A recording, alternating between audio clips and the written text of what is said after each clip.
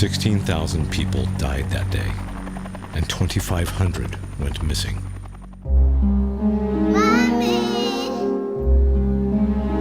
For the rest, it was a lifetime traumatic incident. Many, many people lost everything.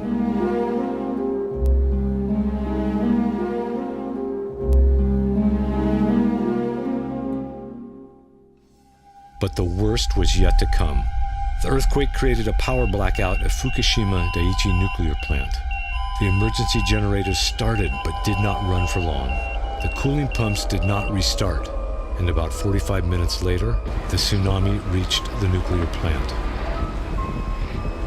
The entire nuclear plant quickly became out of control. Without the cooling pumps, the temperature of each reactor went off the chart. A multiple meltdown was threatening to happen.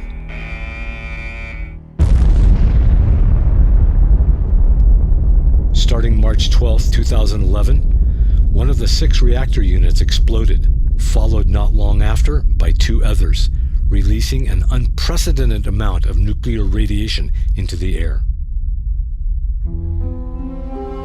Fukushima is the world's largest ever industrial catastrophe.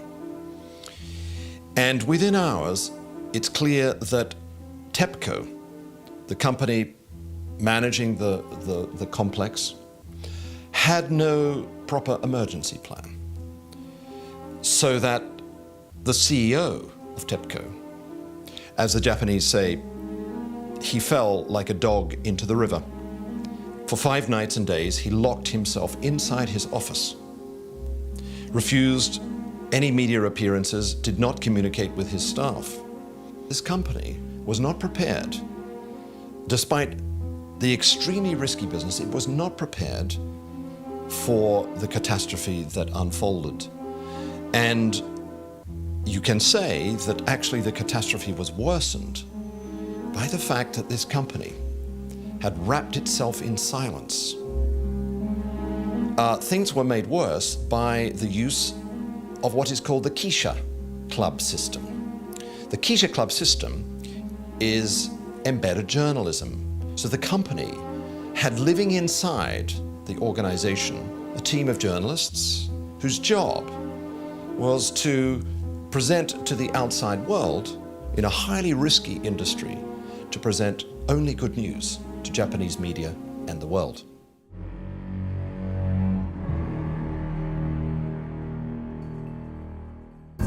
A According to multiple newspaper investigations, 2 agencies were involved in the cover-up: the Nuclear Industrial Safety Agency and the Ministry of Economy, Trade, and Industry.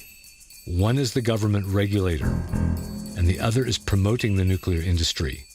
They are also known as the nuclear village. Because this illegal collaboration also involves the media that relies on energy industry advertising, Japanese organized crime, cover-ups, and political corruption, some analysts refer to the nuclear village as the nuclear mafia. Japanese media was ordered to censor information. The Japanese government failed to protect its people.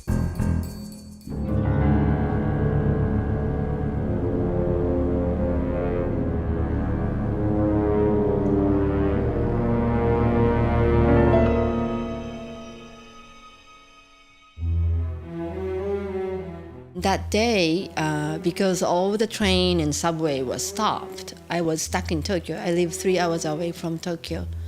And I couldn't go home. I couldn't call my family. And I stayed in that building that night with 100 other people who couldn't go home. And the TV was on that night. And we were around the TV watching the tsunami waves taking people and cars into the ocean.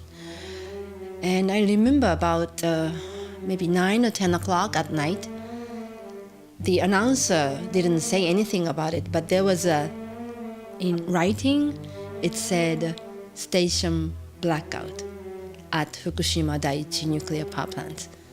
And my heart clenched. Wow, that means it loses power and nuclear core will start to melt within, I don't know, an hour or 2. So I thought that night the Fukushima nuclear power plant is going to go melt down. And I still couldn't connect with my family. And I was thinking about evacuating, because if the meltdown happens, you don't know where the plume going to go. And I have small children. I don't want them to be exposed to radiation.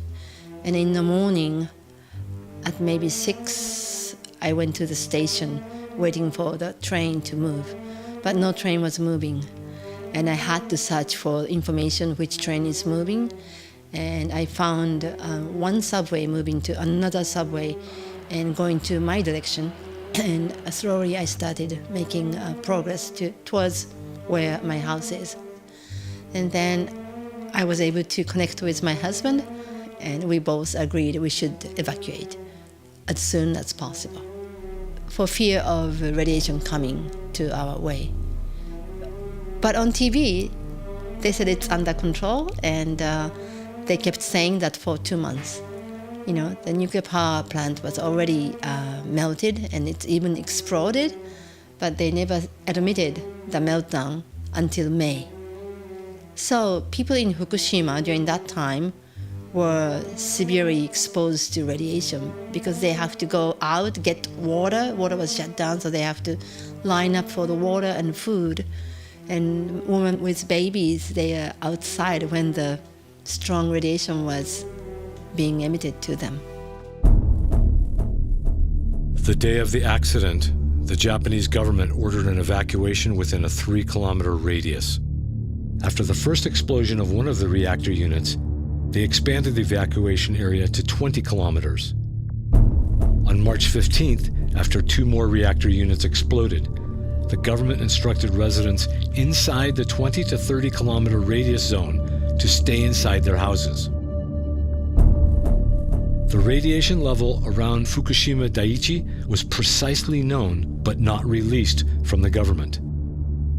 On March 15th, people were not aware of the highly radioactive particles spreading northwest of the nuclear plant by the wind and the rain.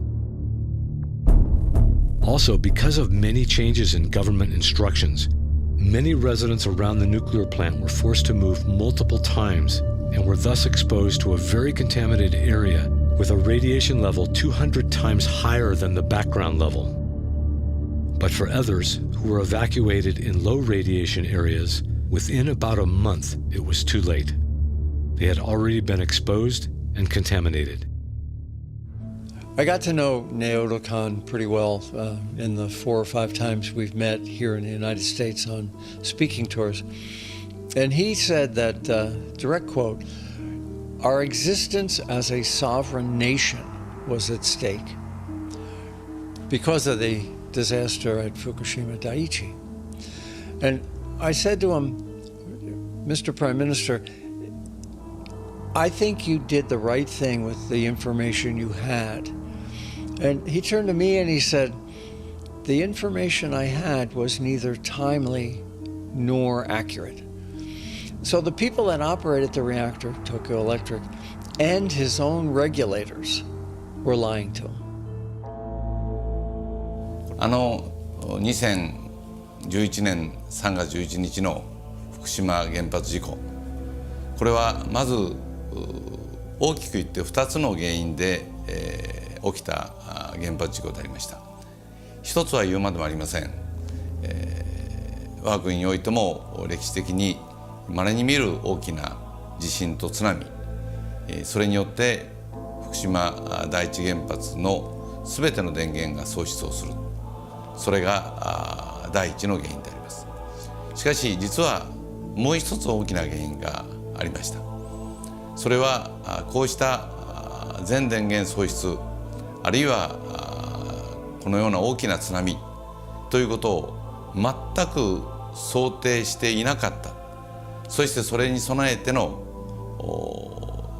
準備、ハードの面においてもソフトの面においても一切そうしたことに備えをしていなかったという、いわば人為的な原因。After the nuclear accident, Prime Minister Naoto Kan ordered all nuclear plants to be shut down for safety. He resigned from his position in August 2011 with the condition for his government to move into renewable energy and to rebuild the damages from this disaster. After his departure, he became an advocate against nuclear power. However, in 2012, nuclear advocate Shinzo Abe won the election and became prime minister. Not long after, in 2014, his government forced people back to their homes in supposedly decontaminated areas, or they would lose their government support. The cruelty, the cynicism of this government, and one other thing I want to tell you for sure, that I found out that nearly every member of parliament, leaders of the major political parties, executives of all the corporations have moved their families out of Japan. Shanghai is the largest community, Japanese community, outside Japan now. Hundreds of thousands of people there living in luxury apartments, while these same people are telling the people of Fukushima, go home. Okay? It's 10 kilometers from Fukushima. Go home, it's safe. While their families are overseas, in Los Angeles, in Paris, in London, and in Shanghai. If it's safe, why they left? They tell us it's safe to live in Fukushima and to eat Fukushima food, and they promote eat Fukushima food to support the Fukushima people. There's a campaign by Japanese government. You know, you eat Fukushima rice or Fukushima produce to support, and people believe it. Like they do want, they have compassion for Fukushima people, so they want to support, right? And if the government do that kind of campaign, they believe it and they do it. I was there in Fukushima, my first visit. I've been inside the Fukushima exclusion zone 10 times.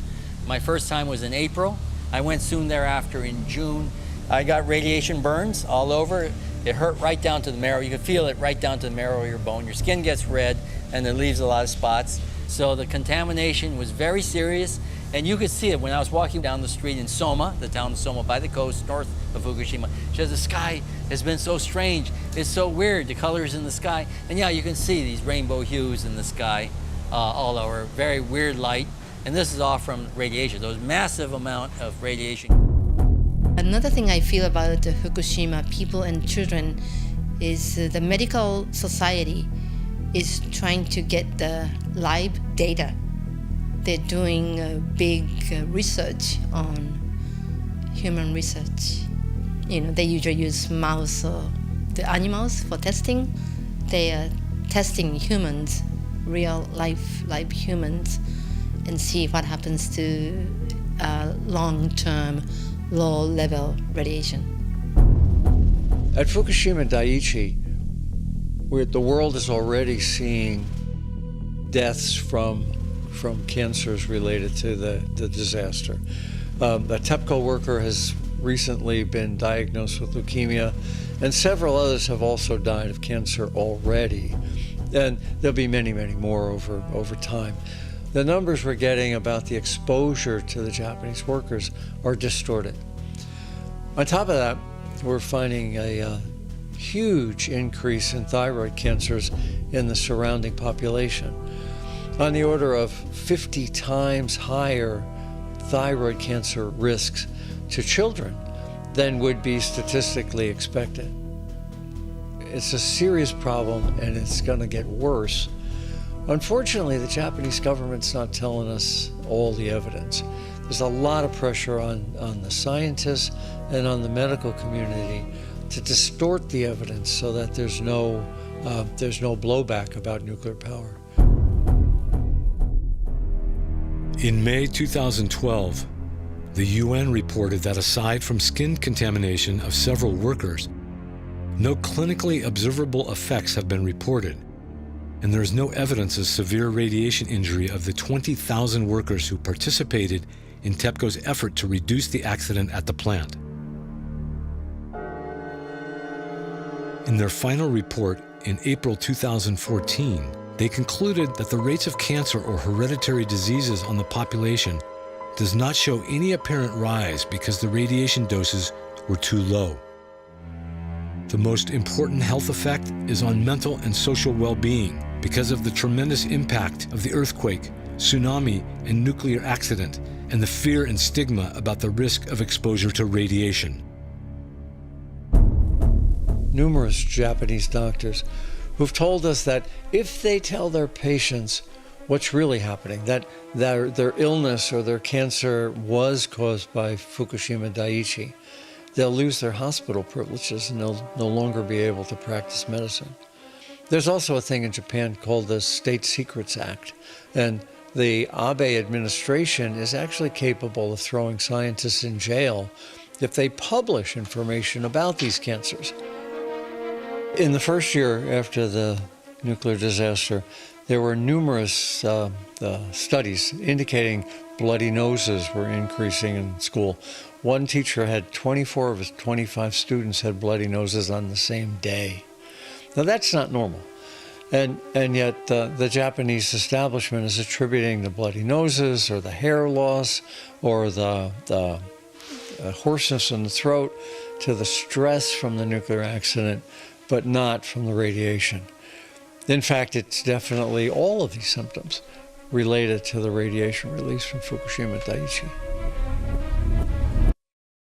But what is radiation? Deep inside the center of every atom are tiny particles called protons, combined with other particles called neutrons, and surrounded by a shield of electrons, altogether creating an electric balance. Some atoms have the right ratio of protons to neutrons, while in others the ratio is wrong, making the atom unstable and creating radiation in the form of gamma rays, beta and alpha particles. Gamma ray radiation is a pure energy that causes disruption of the electron shield, which destabilizes the atom and its electric neutrality, causing the atom to become abnormal. When radioactive atoms touch a cell in our bodies, the particles released create a cascade of damaging changes within the cell and its electrical balance, resulting in collapse and death. If the radioactive atom is not removed, it will continue to damage cells around it.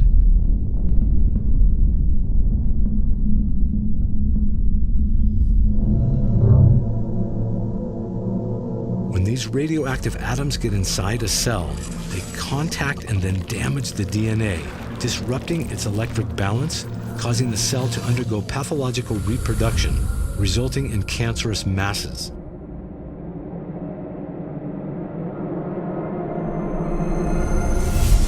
At a low but continuous level of radiation, a cancer can take anywhere from 2 to 40 years to form, depending on the location in the body and the concentration level in tissues. At extreme contamination, the impact on tissues can cause death in a very short time. Let's look inside a nuclear reactor. An astonishing amount of uranium atoms are split every second in a chain reaction, creating a tremendous amount of new, smaller radioactive atoms. If these radioactive atoms escape, they are tremendously damaging to all life forms, humans, animal, fish, and vegetation.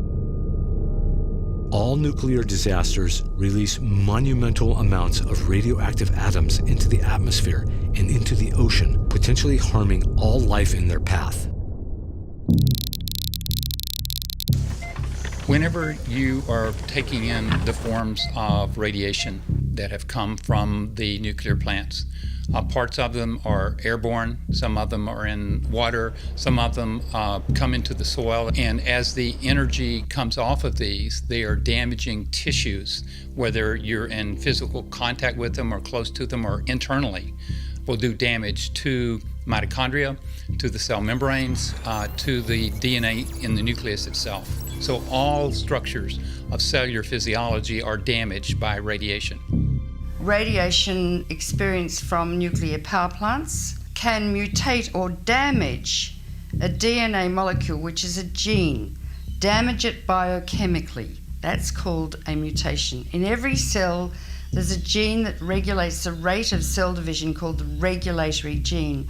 And if that gene is mutated and the cell survives, years later, 5, 10, 15, 20, 30 years later, the cell will divide in an uncontrolled fashion into trillions of cells, and that's a cancer. We can't generally stop that cancerous growth, and the cancer cells spread all over the body. They infiltrate lymph vessels, blood vessels. One cell will rise from the prostate, be it a cancer, from the bowel, be it a cancer, from the breast, be it a cancer, up to the brain to cause secondary cancers. So a cancer is really a parasite. It survives, it thrives, the body decays, and then finally the body dies and the cancer dies. Nuclear radiation symptoms are somewhat different. Many people will begin to experience hair loss. Others will find burning in the skin on the area that was exposed. Some will become nauseated. Some will go into gastric failure and they will begin to vomit blood. If there's a lot of neurological damage, they could have seizures. Long term, they can turn into cancer or dementia. The cells can go into atrophy. It just depends upon where they've been damaged, the type of radiation, and the cumulative effect. And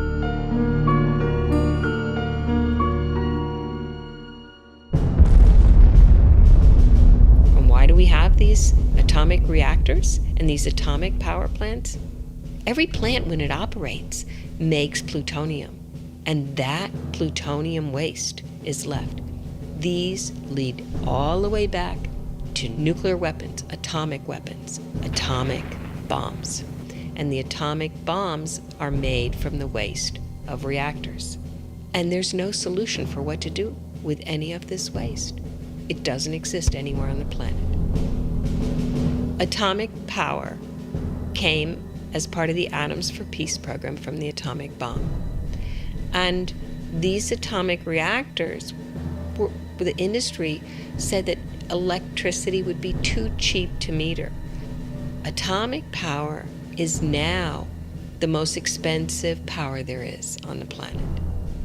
It is not feasible. It never has been, because the externalities, that's the financial term, for the costs that are not factored in, the cost of mining, the cost of making the uranium into fuel rods and shipping it and putting it in the plants, the cost of cleaning up the waste at the mine sites, and the chemical process that's done to leach the uranium out of the ground, none of that is factored in. At the end of life of a nuclear plant, it has to be dismantled, decommission is the process, and then supposedly store the waste. But where and how? There is literally no technology available that can do that permanently. It doesn't exist. And any organization that tells you, oh, we can store the waste for as long as we have to, the maximum amount is 100 years that these technologies will even work. There's one repository in Finland that claims 250 years. But the waste is going to be here for 250,000 years.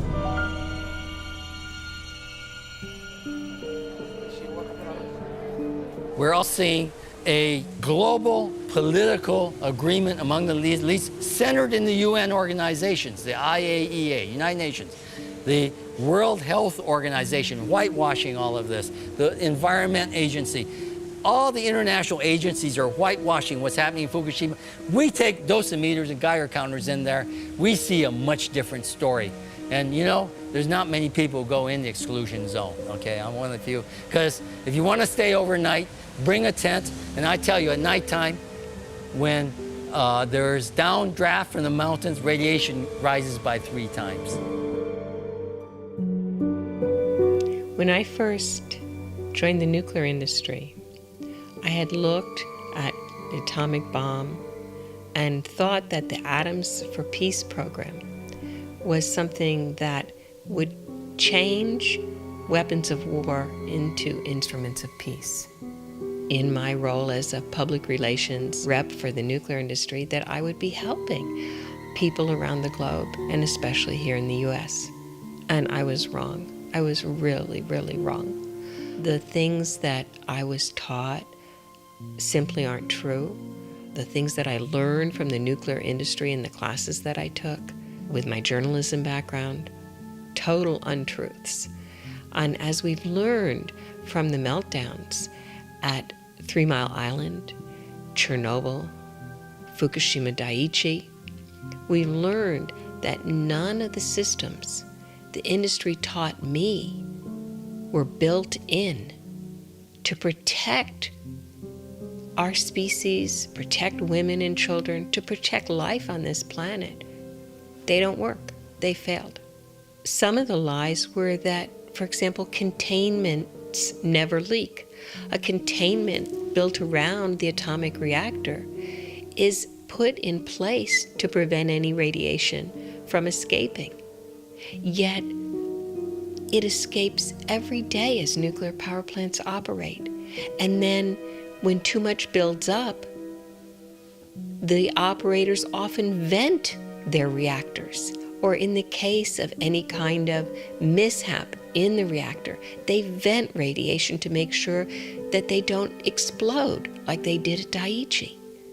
So these containments, not only do they leak when there's a calamity happening, but they also leak on a regular basis. They just do not contain the radiation. The industry was based out of the Manhattan Project. So that was weapons manufacture. Much of it was done in secrecy.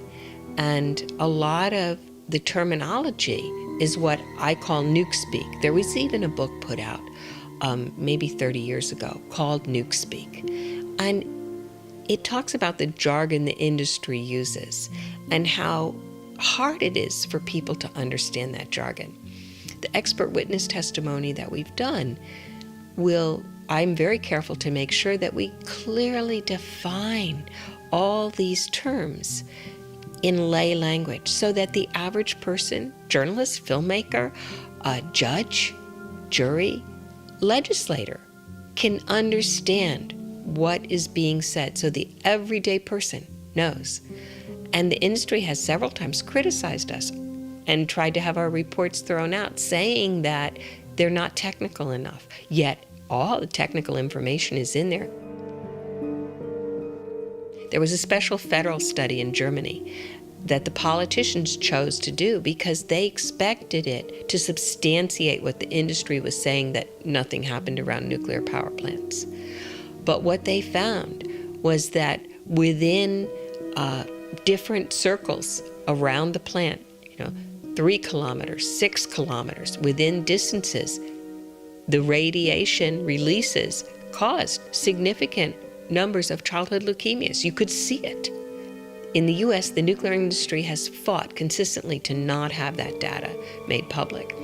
And the United States finally got funding, and they started, through the National Institute of Health, to do the same study that was done in Germany.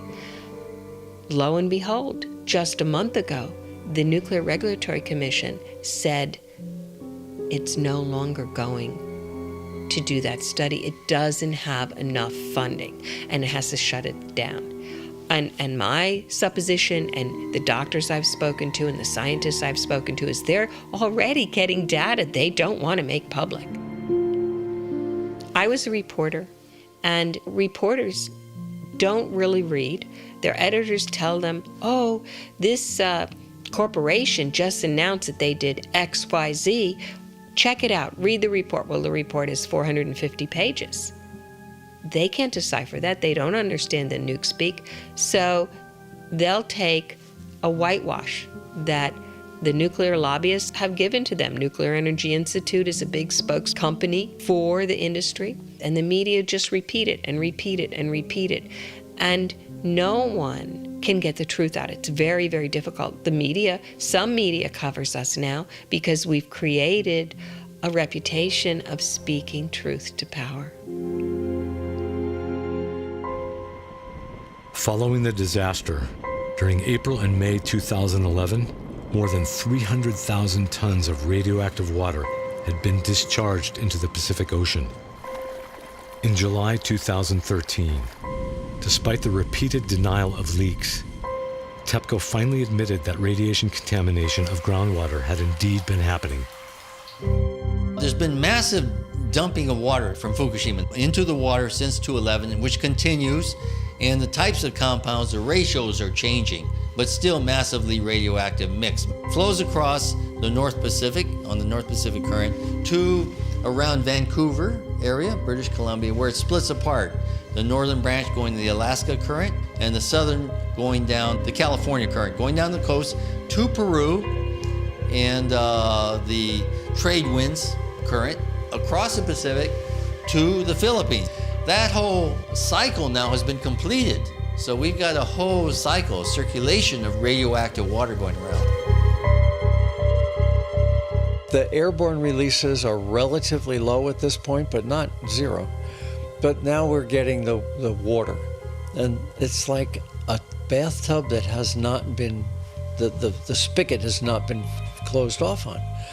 The water that we are now seeing in the Pacific has traveled all the way from Japan, 5,000 miles. The Pacific's a big place and has diluted the amount of radiation, but it hasn't gone away. And it's going to continue until Fukushima stops leaking into the Pacific. The solution to reducing the amount of water, of radiation in the Pacific is to stop the leaks at Fukushima Daiichi. And the Japanese government has done a terrible job of that. And the international community has not stepped in and said, hey, let's all help here. They've left it to Tokyo Electric, the incompetent operators that caused the disaster in the first place, and the Japanese government to solve. And they've been very ineffective at stopping the leaks into the Pacific. So we're going to see bioaccumulation, which is how radiation lies on the sediment and gets absorbed and increased by seaweed. Something eats a seaweed, gets absorbed by a little fish. Something eats a little fish, gets absorbed by a bigger fish. We're going to see these radiation levels bioaccumulate up the food chain for years until they stop the leaks at Fukushima Daiichi. You know, fish swim thousands of miles. So no one's testing the fish on the west coast of Canada or America. Fish could swim down to Australia. You don't know you're eating radioactive fish because you can't taste, smell, or see it. So it's a silent, insidious, cryptogenic killer. When I went to school, there was this concept of dilution is the solution to pollution. And the Japanese are saying that by releasing huge amounts of radiation into the Pacific, it's being diluted out and no one's in danger. That's wrong. There will be thousands of people in the Pacific Basin who die of that radiation over the life of the radiation, which is 300 years. The issue really is that they won't be able to say it's you who had cancer.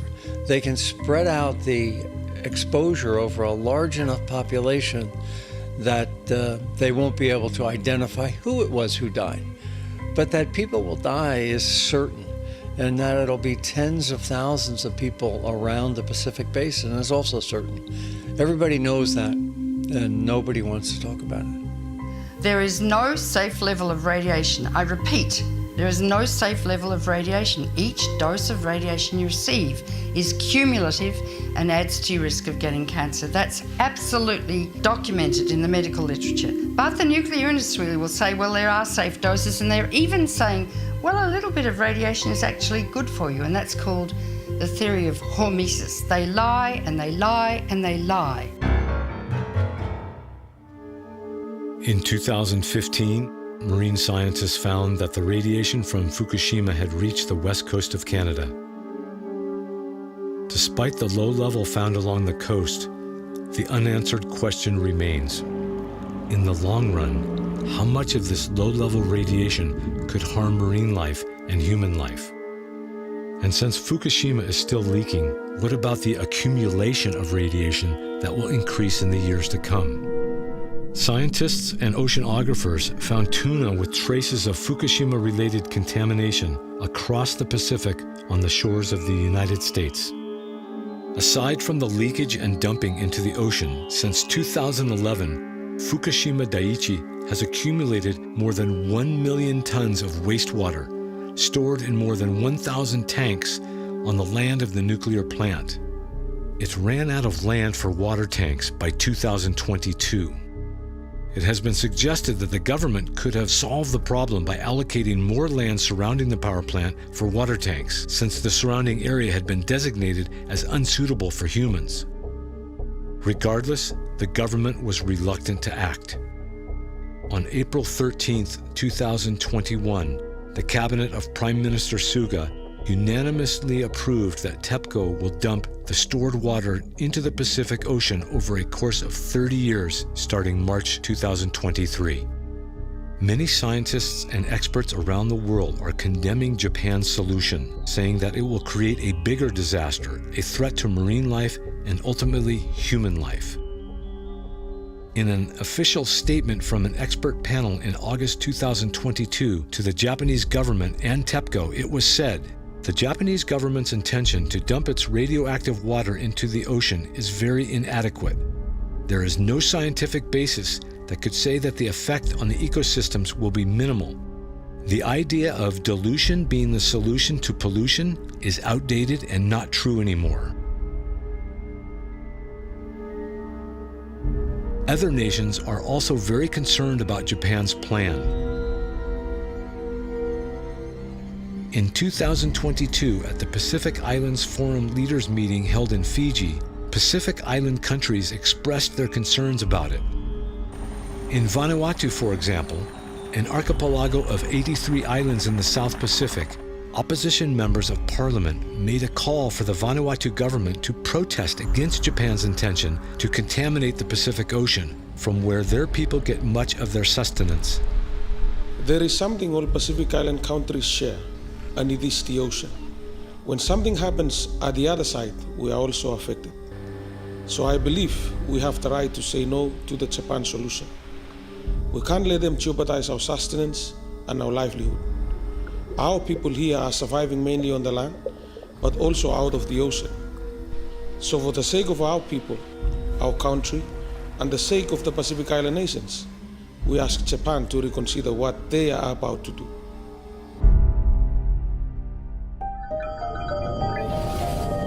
Until a solution is found that can neutralize any radiation that we have created, nuclear energy is not sustainable.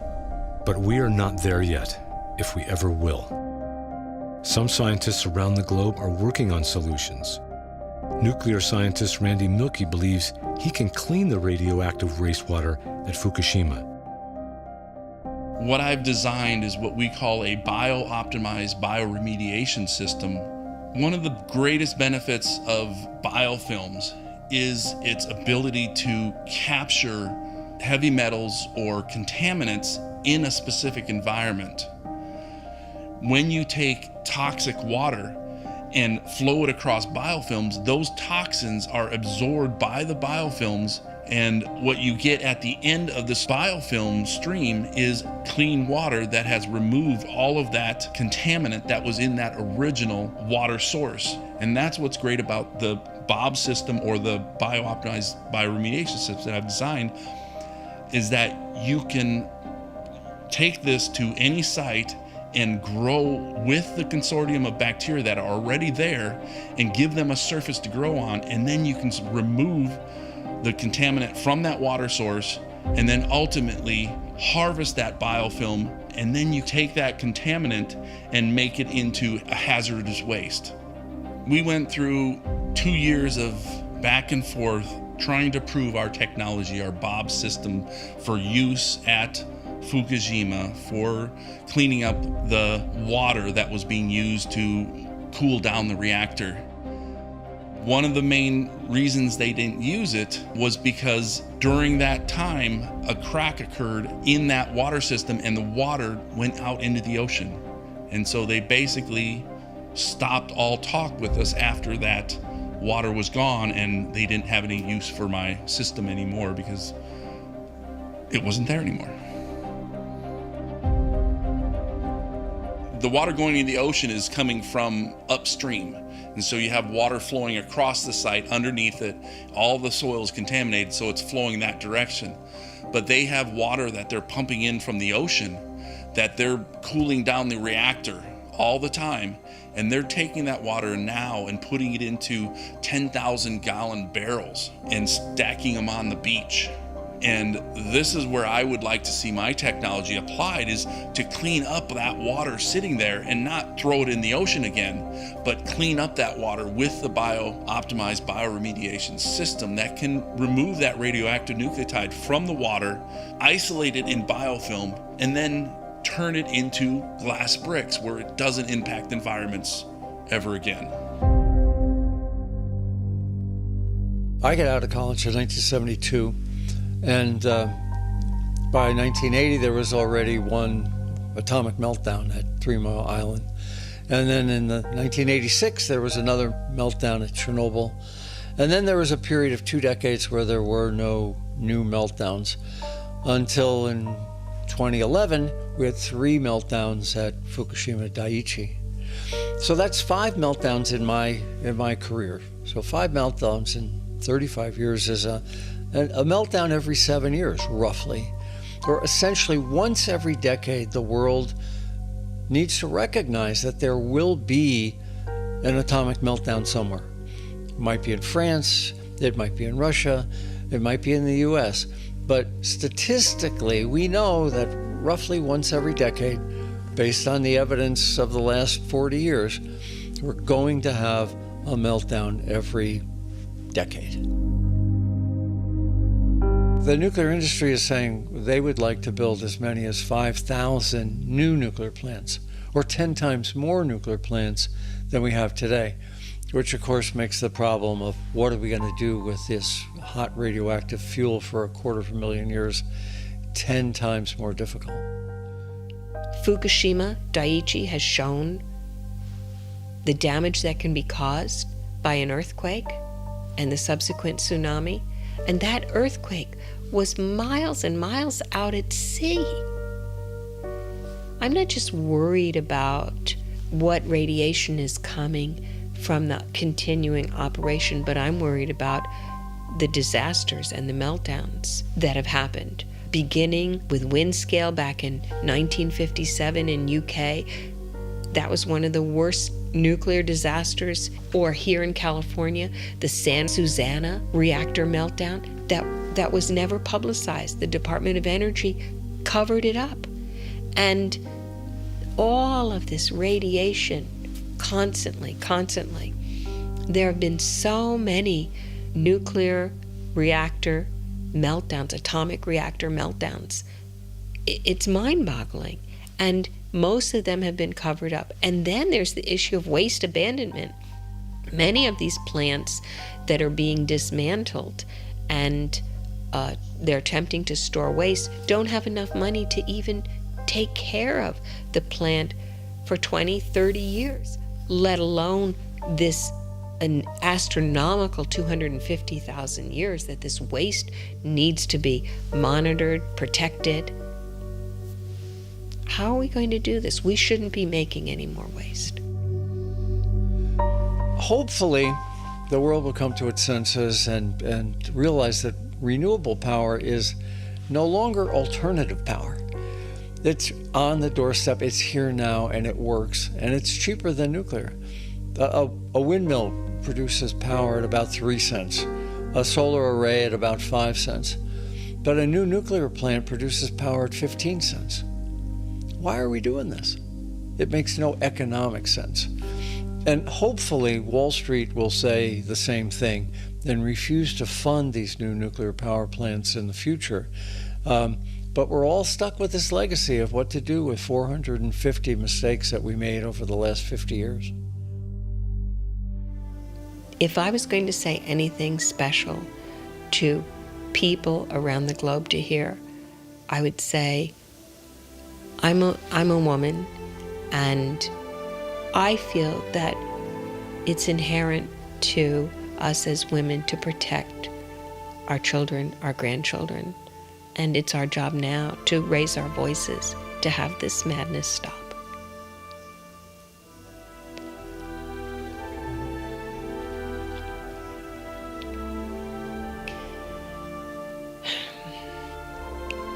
I want to bring this planet back to a peaceful place. We have war on every continent. We need to plan for peace, and we need to plan a future for the generations that we're bringing into this world. Clean water, adequate food, and an environment that they can breathe the air and run in the sunshine. I want that for these children.